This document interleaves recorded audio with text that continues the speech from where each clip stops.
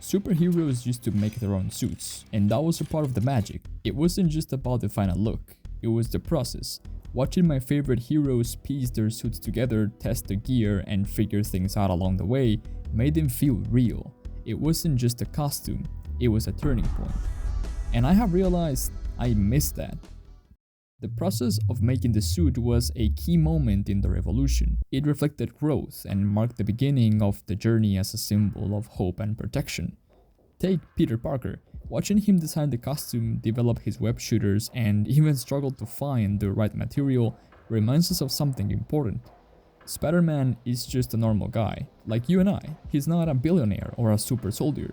He has to figure it all out on his own, and that makes him feel real. Of course, it also highlights his craftiness. He is resourceful and can create the tools he needs to carry out his mission. But it wasn't just Peter. Some heroes didn't have powers at all, but their suits made them a symbol. Take Bruce Wayne. No superpowers, just anger, determination, and a lot of money. But Batman worked not just because of the gear, it was the process. We saw the planning, testing, upgrading. Each change made him better, made him stronger. That's why he can take on 5 thugs at once and walk away with just a few bruises, and we believe it because we saw the process and the work that went into making the suit. When he first approaches Gordon, the mask wasn't ready. He couldn't glide between buildings. He made those jumps knowing they would hurt and learned from it. It was trial and error, and that progression made Batman feel real. And what about a suit powered by the very energy keeping you alive? Iron Man's suits weren't just armor, they were the center of his entire evolution. When Tony was captured, he was forced to face the consequences of his actions, and to survive, he had to rebuild himself. The Mark I represents just that, a new beginning, forged from the same weapons that he designed and almost killed him. And his inventions reflected his state of mind through the years. He develops a suit for most situations. It becomes his way of coping with the fact that he is mortal in a world of gods and aliens. But beyond the metaphors, let's be real. Watching them make the suits was just cool.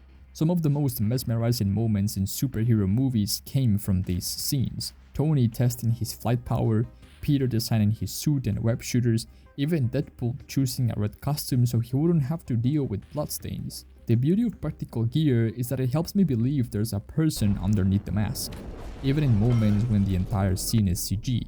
A completely digital Iron Man blasting bad guys is believable because minutes before, I saw Tony tweaking and testing the repulsor. But when a suit just appears out of thin air, what's left to believe in? As I was making this video, I realized that these moments are not long, and there aren't many of them, but they are unique and so meaningful that I often go back to those movies just to watch these scenes. And I'm glad that I grew up with movies that were built with enough care to show this process, and the sequences were full of little moments that added to the characters. For example, Peter's costume on the first Spider-Man movie is inspired by 2 things he loves about MJ, her red hair and blue eyes. Bruce and Alfred talking as they plan the making of the suit shows a casual and warm interaction between 2 characters that deeply care for each other and emphasizes how Alfred stands by Bruce's side no matter how radical his ideas are. As for Tony, luckily every Iron Man movie had some inventing and engineering in them. There are some nice details that add to the scenes, like the notes written on this mask showing he's been tinkering with it, or when he asked Pepper for help to upgrade the arc reactor on his chest.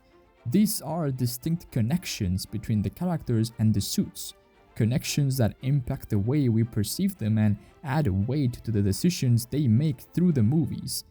It's not just about who has the more impressive tech or sleek design, it's about identity. The making of the suit tells a story within the story. A good example of this is Thor. The only time I was able to connect to the character was here, during the making of Stormbreaker. It was the first time I saw Thor as more than a template. This scene single-handedly made me appreciate the character because it showed me his willingness to do whatever possible to get back in the fight while creating a link between him and his new weapon. In Ironman 3, during the destruction of Tony's home, we see the suits explode as the missiles strike them.